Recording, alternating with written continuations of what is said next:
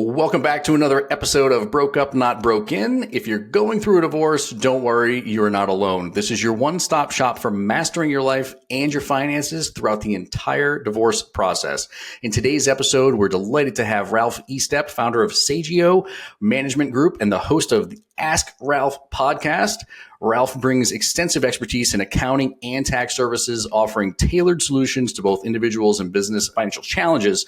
Today, we'll discuss the pivotal role of financial management in navigating life's transitions, such as divorce, and how to effectively handle tax obligations during these challenging times. So whether you're just starting to consider divorce or you're in the thick of it, this episode is going to equip you with the knowledge and tools you need to master not only the personal challenges you might be facing, but also the financial ones. So grab a cup of coffee or your beverage of choice, buckle up, and let's once again get you personally and financially empowered. Hey, Ralph, man, it's so great to have you here.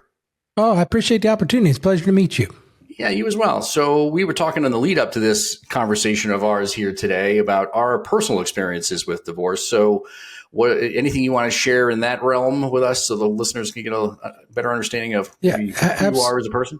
Sure, absolutely. I went through this at age 8. Now, I wasn't getting a divorce, but I was the victim of the divorce. Maybe you could say that. So I remember distinctly like it was yesterday. We had some folks coming in from out of town, and as soon as the folks left, my dad sort of summoned my mom to a back porch meeting. My sister and I was 8 at the time. I guess she was 4. And we sat there in the rec room just wondering what in the world was going on out there on the back porch. And it seemed like it was taking hour after hour. And then all of a sudden I heard my mom sobbing. And I said, well, this isn't good. You know, my sister and I had thought about, maybe they're planning a trip to Disney World, or maybe we're going to do a cross-country trip together or something like that. And as soon as my mom walked in the door, I could see the tears in her eyes, and I knew my world had changed. And I'll never forget, what my dad said. He was leaving, he's packing up, he's leaving. He said, all right, son, well, you're the man of the house. Wow. Yeah. 8 years old. I'm not ready to be the man of the Lego set, much less the man of the house. And it impacted me. And I'll tell you, it's a big reason why I do what I do now. I look at, this whole thing of financial advice and doing this daily podcast. I have a Christian finance podcast, so I have a bend to mine. It's all about bringing those two worlds together. And I've been asked, why do you do what you do? And I said, because I saw the impact of it. I lived in these crazy two worlds. And not that my dad didn't remain in my life, because he did. Mm-hmm. But my mom was very, I don't want to say poor, but very of moderate means. And my dad was the opposite of that. And we would bounce back and forth every weekend of, when my mom's idea of going out to dinner was, let's go to Burger King, kids. And my dad would go to the best restaurant in town, and we dropped $200 or $300 on the dinner. And I remember, my mom sharing with me, I've got $2,000 in my checking account. And I'm thinking, my dad just bought a new Mercedes. So think about that from the standpoint of a kid, in that early years, those teenage years. So that was all my impression about divorce. And then when I started my own practice, I've seen the way it just impacts people. It is a huge issue, and it's really difficult. And it poses a lot of problems for people going through it, not just emotionally, but financially. I can't tell you how many clients I've had that it's wrecked their finances. It just has. And it's a sad thing, but that's kind of my story to get started. It is a sad thing, man. So how did you process that as an 8-year-old? Like, that's a big deal. My parents were divorced roughly around the same age. So I remember realizing early on, like, wow, this is because maybe similar circumstances in some ways where we had family and friends that would bring us groceries because our pantry was so empty and it was such a challenge for my mom. And my dad wasn't, driving a Mercedes by any stretch. I mean, he worked 2 jobs, and, they got married very young, I think, 22 and 20. So they were effectively doomed from the start and didn't have any education or anything. So they had that challenge. So they were, frontline workers and laymen, and it was challenging for both of them. But this is a different dynamic. I don't know if I've even heard this before, where there's such that disparity in lifestyles. Yeah, it was interesting, my friend, because, I went from the kid who was running off to the park with his friends, when you're living on the street and the kids go flying by in their bikes and you hop on your bike and take off to the park with them. But not for me, because it was a situation where my mom's in the backyard trying to get the lawnmower to start. And, you're the man of the house. I'll never forget this story. And this is a crazy one. I was probably about 11 or 12 years old. I had a sleepover with some friends one night. It was about 6 o'clock in the morning. We lived in a split level home, and I still remember my mom hollering. And I'm thinking, what is going on? My friend nudges me. He's like, dude, your mom's hollering. And I walk out the door and she's standing at the bottom of the steps. She goes, Ralph, we have no heat. And I'm 10 years old, dude. I'm like, what? Okay. What do you mean we have no heat? You know, I'm wondering if we're going to go get pizza and go to the mall later, or maybe you're going to drop me off at the skating rink. And here I am trying to figure this out with my mom. We're down in the basement, banging on the side of the water, oil heater, trying to figure out, does it really have heating on it or not? And so it was such a crazy childhood. And it really made me focus in on what I could control. And in other ways, it focused in on what I couldn't control. I became that obese kid. I became that kid who took all the things and did the things to sort of get through the day sort of thing, and it was tough, but I guess in a lot of ways it made me grow up quicker. It made me realize the value of education. And in many ways it was a positive thing too, because I didn't have that childhood. Like for me, it was the reality of, here's another great story. I'll tell you another funny one. So I'm 13 years old. My dad had bought my mom a car before he left. I remember it was one of them Honda Civics, right? And it looked like an egg, right? And it had the two front seats and the back. And so my sister and I were always fighting over who's going to sit in the front seat. So my mom says, you know what? This car's had it. I'm going to go buy a new car.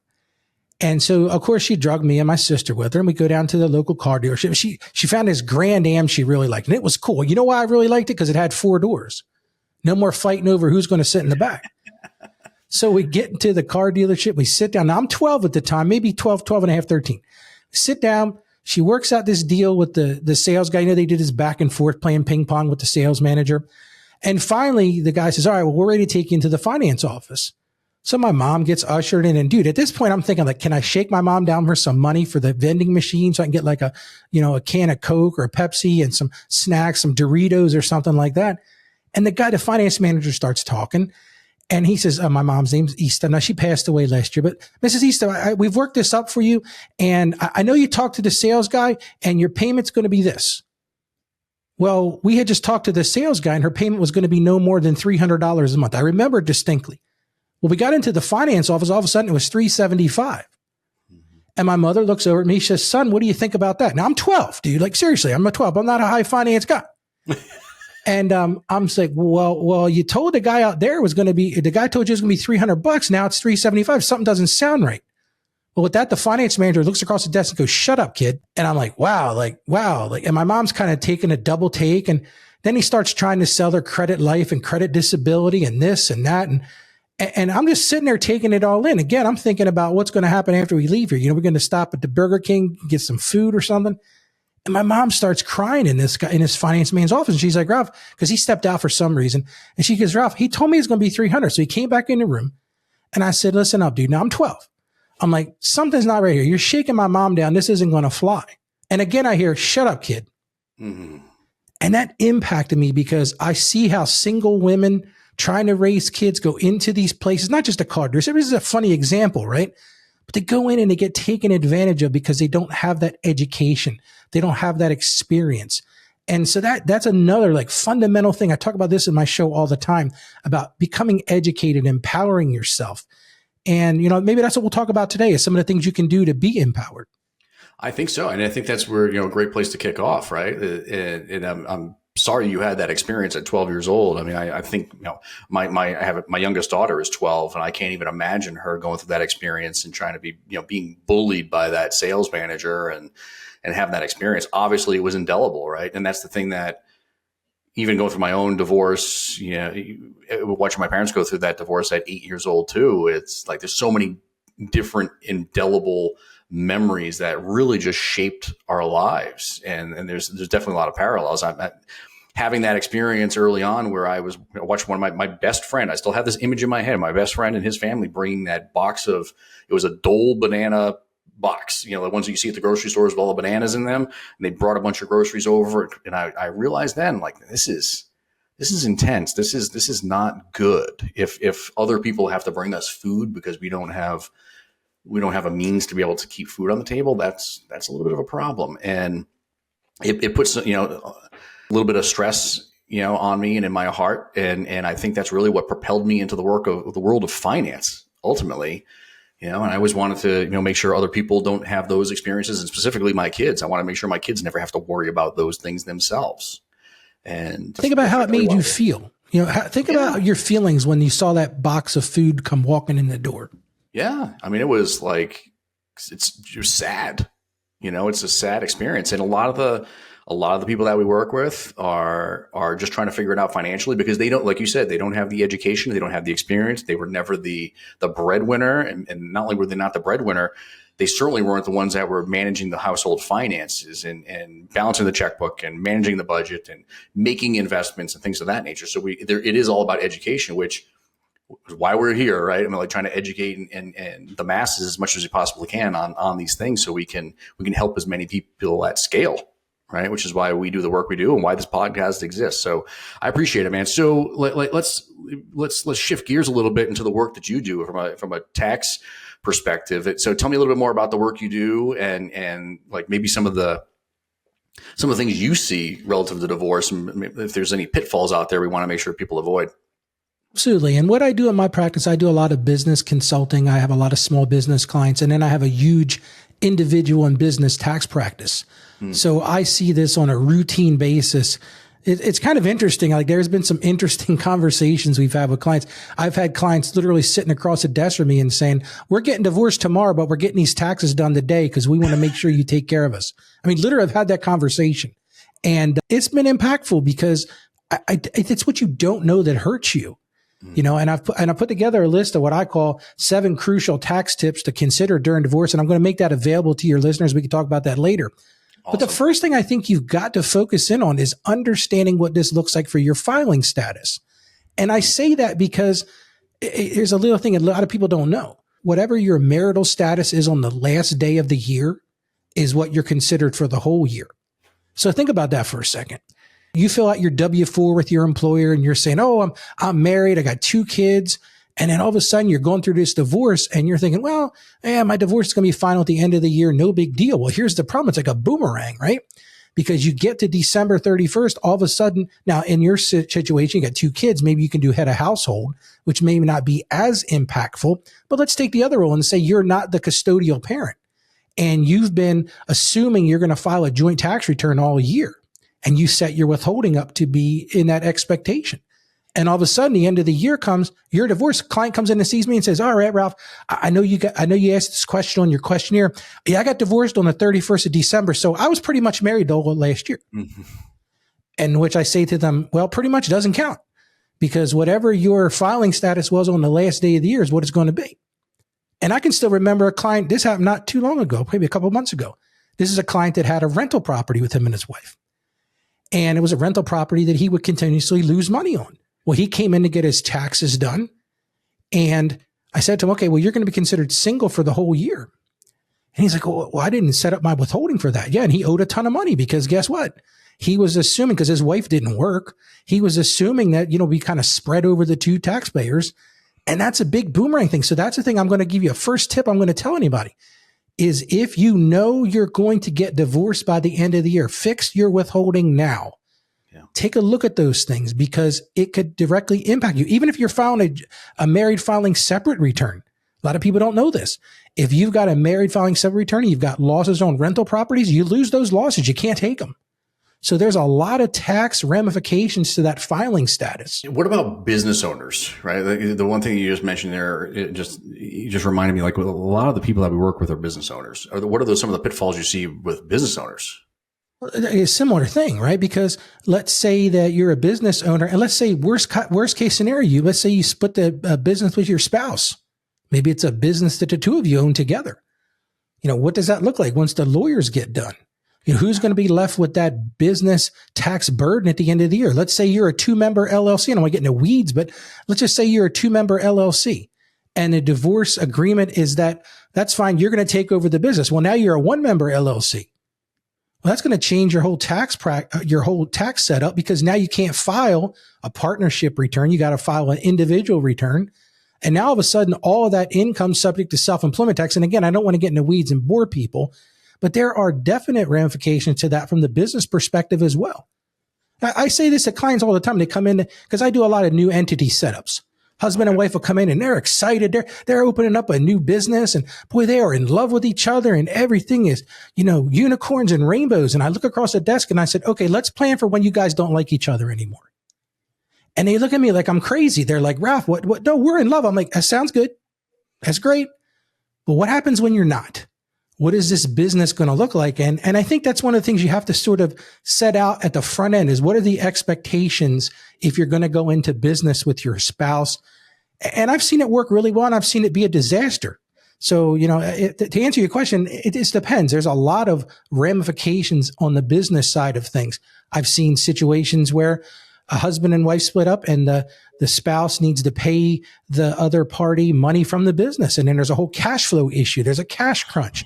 There could be credit issues with somebody being a guarantor. There could be issues with a home that's used as collateral for a business loan. I mean, there are just all kinds of little spiky, prickly things on the outside of these things that you've got to be aware of at the front end and inform your professionals around you about all these things so there's no surprises. That's where the education comes in too, because a lot of the people that we work with they don't know half of this stuff, right? We could do a 2-hour episode on some of this stuff. This is incredible. With you said you had a list of like 7 things. Yeah. So what else is on the list? So the second thing is consider alimony. Now that used to be a thing where alimony was like, oh, that's cool. I'll give my ex-wife alimony or my ex-spouse alimony because, they're going to have to claim that as income and I'll get a deduction. It don't work that way anymore, my friends. So back in 2018, alimony is no longer taxable income to the recipient, and it's also not a deduction for the payer. So that's something you need to understand when you're negotiating that settlement. The third thing, and this is probably the thing that causes the most aggravation and fighting at tax time, and that's determining who claims the children. This one I have seen this cause like police being involved in domestic squabbles when the people don't even live in the same house. And the kids aren't even that valuable these days. Absolutely not. But they certainly are. You almost feel like it's a ego thing, like it's a pound the chest thing. Like, I'm claiming those kids because I did this or I did that. And you got to understand what that's going to look like at the front. I think probably the most effective strategy I've seen is where people kind of split those back and forth. It's ideal if you have 2 children, because then you might be able to each of you do what's called head of household, which is a more preferential tax filing situation. But you got to understand those things. And I'm going to get to the other part of that in a minute. The fourth thing I have on my list here is be aware of property transfers. This is something you need to understand as well. Now, most property transfers during a divorce are tax-free, but you've got to consult with a professional to understand what that's going to look like. Maybe there's some appreciated assets that are going to change hands. You got to think about what is that going to look like for capital gains down the road. Next thing here, and you and I kind of talked about this in the pre-interview a little bit, and that's those retirement account implications. You've got that 401k, that 403b, that IRA. You're going to hear a term called a qualified domestic relations order, which is a QDRO. Understand how that works, because you don't want to get hung up not understanding what that's going to look like. That's where you need to talk to a financial advisor. And this may not be your attorney. This may not be your attorney's, area of expertise. So you're going to want to go find a financial advisor to really understand the long-term tax implications of that. The sixth thing I say, and this one is critical, keep detailed records. Keep records of everything. Because here's the thing. Let's say, for example, you go to file your taxes. No longer together, husband and wife split up, legally divorced. And it's funny because even in my practice, I have people that want to file like January 2nd. And I'll say to them, what's going on? I said, you just went through a divorce, didn't you? Yeah, I'm claiming these kids before anybody else can. And I said, well, I don't even have tax software ready to do it. And the IRS hasn't opened up their tax. Well, Ralph, you text me on the day that I can file. I want to get return done right now. And as soon as it's ready to file, you file that, because they're racing. Because here's the deal, right? And that's why I say keep accurate records, because what can happen is both parties can claim the same children on the tax return. And effectively the way it works is whoever files first wins the initial battle. So let's say you file that tax return on January 28th when the tax season opens up. That's when they're accepting returns. Well, you may very well get your electronic deposited refund. And then your spouse comes along a week or two or a month later and files. And I say to them, guess what, Joe? Your return was rejected because someone else claimed your dependent. Well, who could have done that? I said, well, did you just go through a divorce? Oh, yeah, yeah. Oh, that rotten, you know what I'm saying? It goes down this nasty road. Well, then what happens is we paper file the other person's return, and then we let the IRS figure it out. Well, what does that look like? So what that looks like is you both get a letter from the IRS that says, hey, folks, guess what? We've got a battle here. Both of you have claimed this child. So now all of a sudden you got to prove who paid more. Who was the custodial parent? Who paid for the groceries? Who paid for the school supplies? Who paid for this, the medical, all this kind of stuff? And a lot of people don't realize you got to keep meticulous records. I mean, records to the point of they spent the night at my house on these days. I paid for these expenses, those kind of things. And what happens 9 times out of 10, a client will say to me, well, that's not fair, Ralph. And then I'll get that letter from the IRS and I say, okay, well, give me all the grocery receipts. Give me all the school receipts. Give me all the days this person spent with you. And they go, well, I don't keep record of that. Okay, well, this is why I told you. Keep those meticulous records. And the final thing I put on my list, and we can go back and talk about these, it's not embarrassing to ask for help. Mm-hmm. I see this with a lot of people. They think they're going to navigate this themselves. A lot of them, they'll say, well, Ralph, all I can do is afford to pay for the attorney. The attorney's going to handle it all. Well, guess what? I'm not bad-mouthing attorneys. But when it comes to the financial side of this, most attorneys are clueless. So you need to invest in that professional, somebody like myself, somebody like you, who understands the financial side of this and the financial impact of this, because there are decisions that are going to be made that could have significant long-term ramifications on the tax side.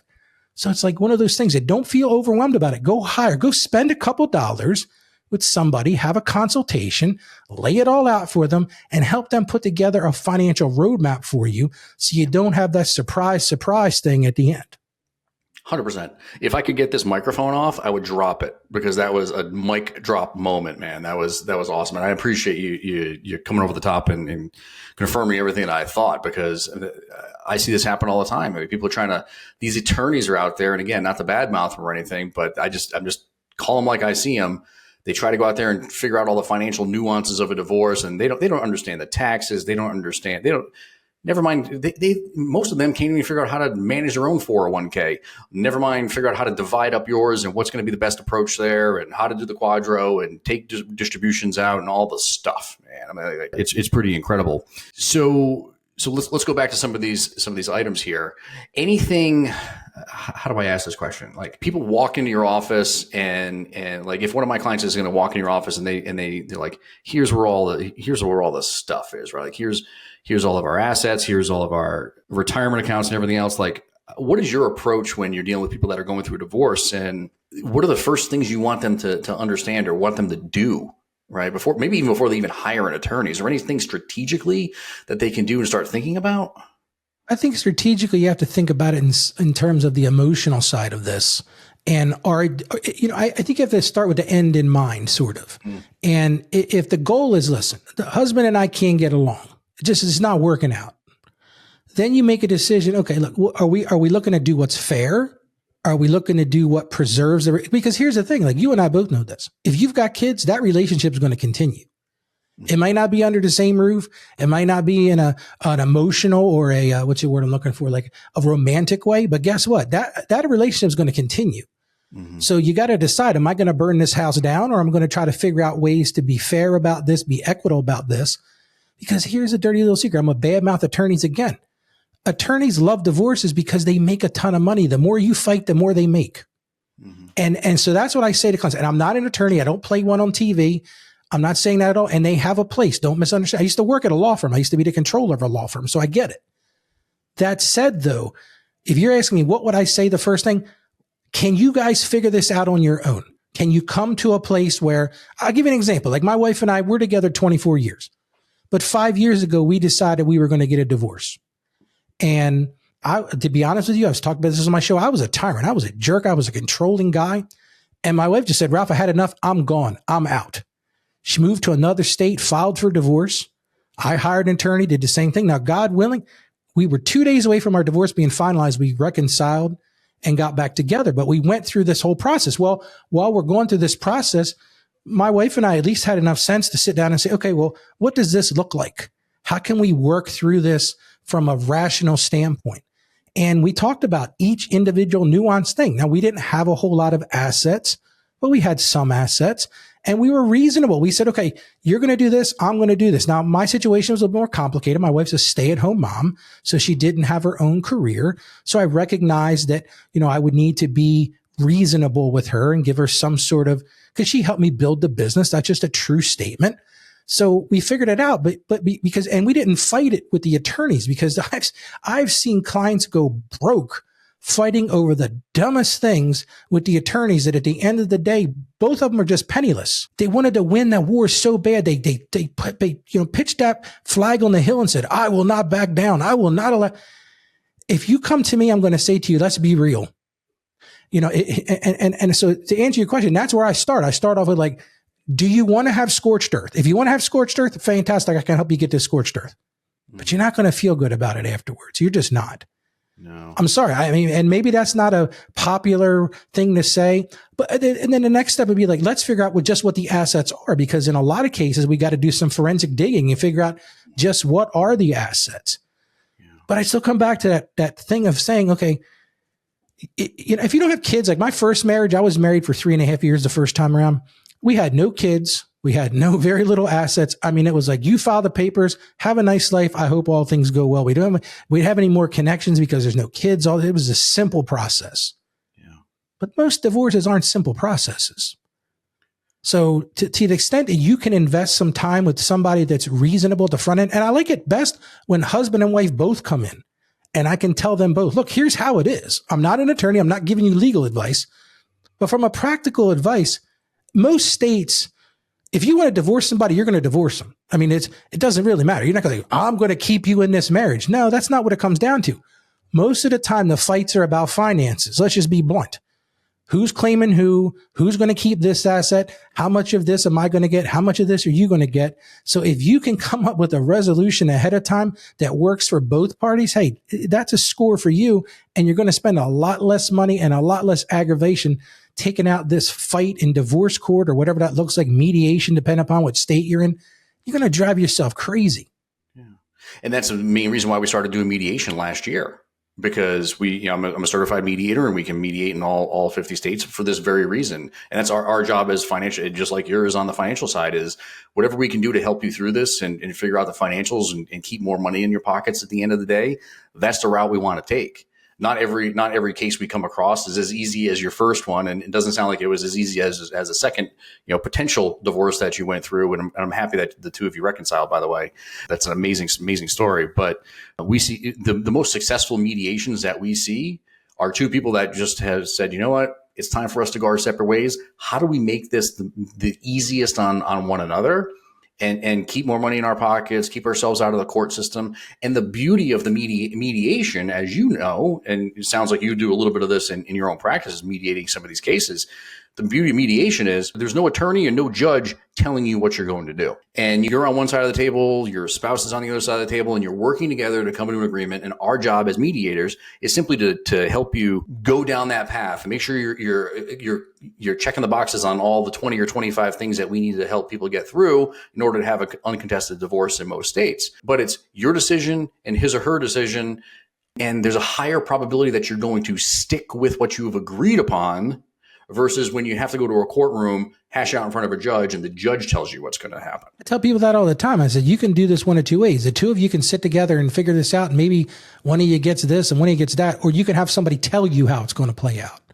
And that is the honest to God truth. That's really what it comes down to. Either you can make these decisions between the two of you, give here, take there, or you can just wait and expect the judge to tell you, okay, here's how it's going to be. I don't know about you, but as a kid, I didn't want anybody telling me what to do, much less as an adult. So if I can prevent that and I can be reasonable. And the thing is, like I said, the thing that cracks me up the most of the time, people are arguing about the dumbest stuff. I mean, just the dumbest stuff when you look at and that's what I'm going to say. Look at the 30,000 foot view. If you've got a house that's owned jointly and there's not much equity in it, does it really matter who gets the house? I mean, just being frank about it, right? Or do you say, okay, there's equity in the house, but you've got a retirement account that's got more in it. Okay, I'll keep the house. You keep your retirement. And there are ways that reasonable people can work these things out. That's just the truth. And that's the biggest thing is you have to be reasonable. Nobody wins in divorce, right? It's our job as professionals to try to help people lose less. and you just have to be practical, right? And you're going into something that's emotionally wearing on them at the beginning of it anyway. It's an emotional torture. I mean, I see that. And the thing that people don't understand, I kind of alluded to this when I tell you about my story, is you don't think about the financial challenges you're going to have at the front end. Because maybe you're a stay-at-home spouse and your husband paid for the healthcare. Well, now all of a sudden you don't have healthcare. So what does that look like? Or, there's all kinds of nuance to that, but you have to realize that you're starting a new financial situation, just like you're starting a new emotional situation. And you've got to surround yourself with people who can help you. Now, as a Christian guy, I'm all about finding that support network. Maybe that's with your church. Maybe that's with a Christian counselor. Maybe that's with a community of other people who've been through what you've been through. I know when I was going through my could be divorced, I went and joined this group called Divorce Care. And for like 6 or 8 weeks, once a week, I went and met with these people. And it was good for me because I saw things from a different perspective. And I was able to look back and say, dude, you really were a jerk. I can laugh about it now because my wife would probably still say I'm a jerk. But anyway, but you understand what I'm saying is like, you have to re-educate yourself. You have to find that community support.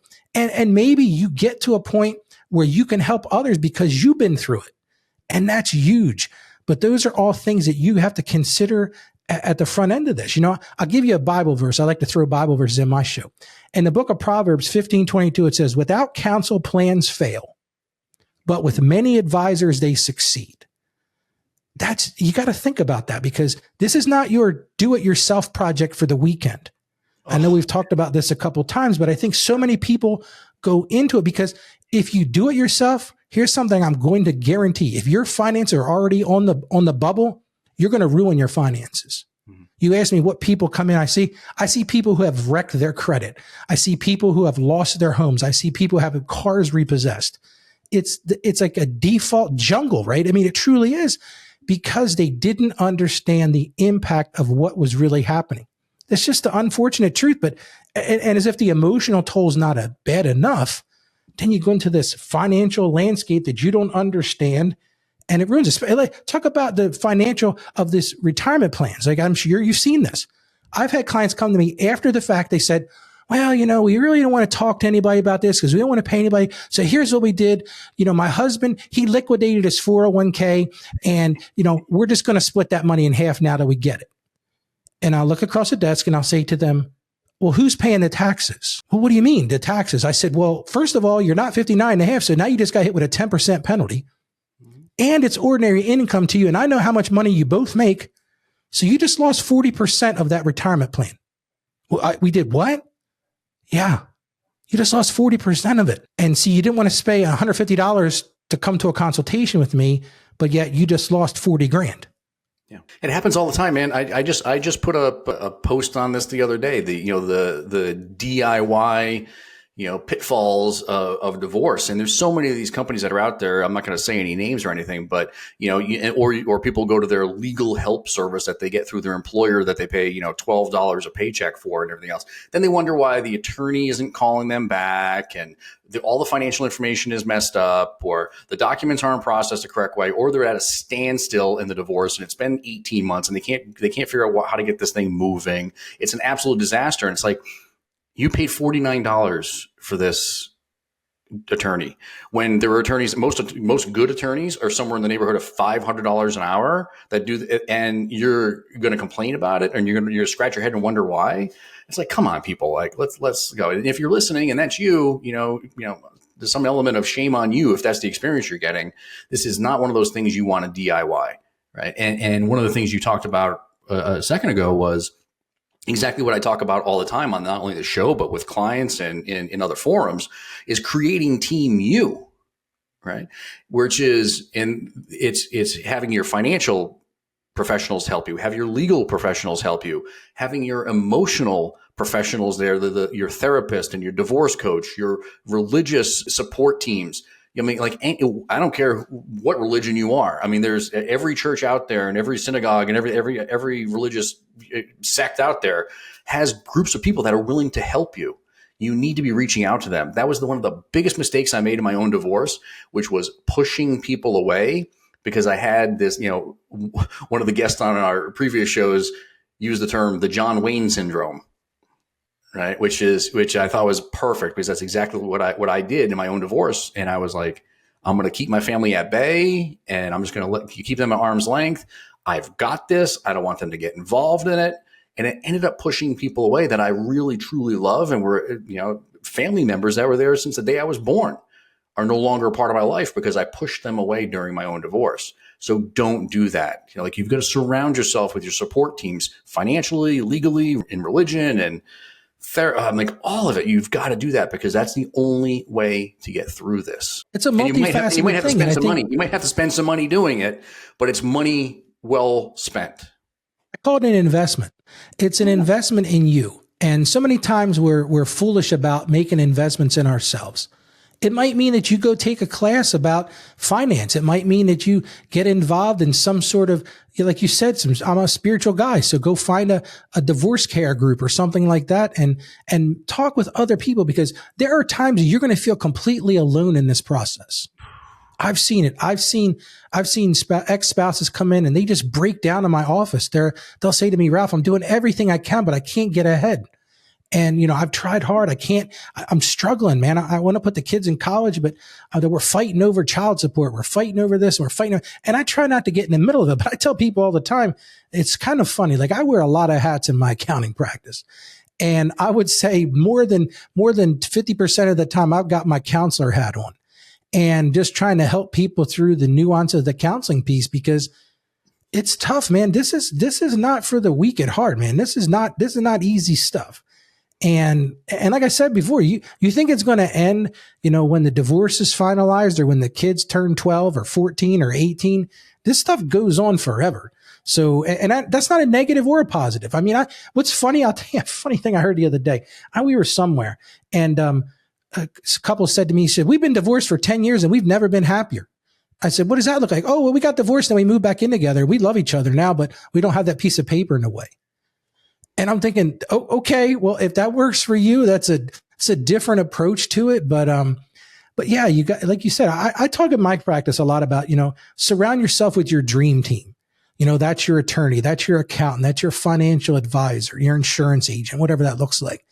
Because so many people just don't think about, I've got to make this investment in myself. Mm-hmm. And this is a great time to do it. You're going through so many changes in your life anyway. Use this as an opportunity. Yeah.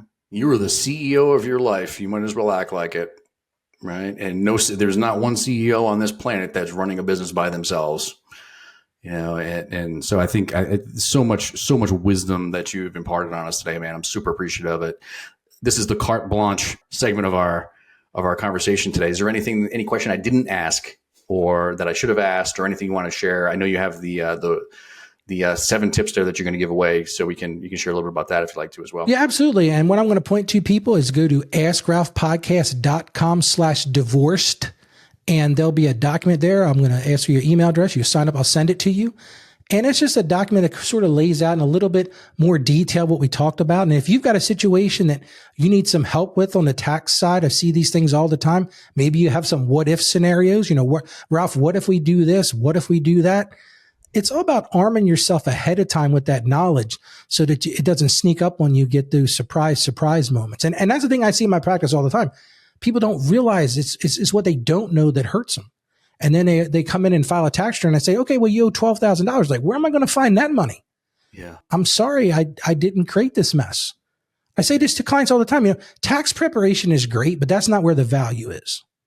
And people look at me like I'm crazy. No, the value is tax planning. And this is the time to plan. Like, you can hire somebody to do a tax return. I'm great at doing tax returns. I'm really good at it. I make them look really nice. I make sure they get filed. I make sure they get a nice booklet that has all the information. All the I's will be dotted and T's are crossed. The IRS isn't going to question it, that sort of thing. But to be honest with you, when I'm doing your tax return, there's not much I can do. It's all about that planning. And when you're going through a divorce, there's a ton of stuff that you can plan. Maybe you lose a battle, but you win this battle. And it's all about mixing those things together. And like I said, with that idea at the front end of what is this going to look like? But again, you can go to askralphpodcast.com/divorced. And like I said, I do a daily podcast. I talk about financial topics. If you're new to handling finances in your home, It's a great place to go find those things. Yeah, people say I'm crazy. I do it daily. I probably am crazy, but I just recorded the 302nd episode of the year today. I do it both audio and video. I do a blog post every day. And something your listeners might be interested in, I just launched a live show every Tuesday night, 7 p.m. Eastern time. You can get to that by going to askralphpodcast.com/live. It's an opportunity to come ask your questions. I don't charge a dime for that. You'll be in a community of the Ask Ralph crew. You can ask your question. I'll give you an answer. I won't spill like any personal information or anything like that. But maybe you're going through that divorce. You're like, I don't understand what this quadro is. I don't understand how do we handle this issue with the dependents. Just come to the live show if you want, or you can send in a question as well. But the live show is really good. We just launched it last week, and it's really cool because I get to see people right away. They can ask that question. They're not paying for a consultation fee. So again, that's askralphpodcast.com/live. Oh, that's awesome, man. Thank you for sharing all of those links and all that information with us. We're going to make sure that listeners, if you're driving, you're not in a spot where you can jot this information down. Don't worry.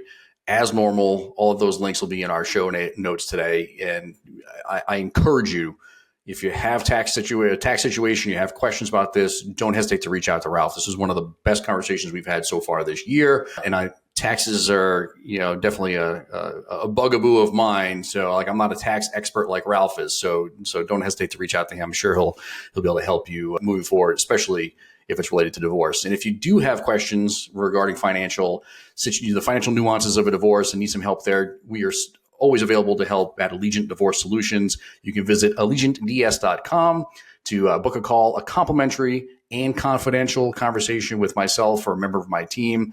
And don't forget to subscribe to our podcast for more empowering conversations like this. Once again, Ralph, thank you so much for your time today. You're welcome. And I appreciate the opportunity. And I wish everybody the best out there. And when you're going through that process, surround yourself with good people and find, some people that can support you, because that's the most important, the most critical part of that whole process. Couldn't have said it better myself. Until next time.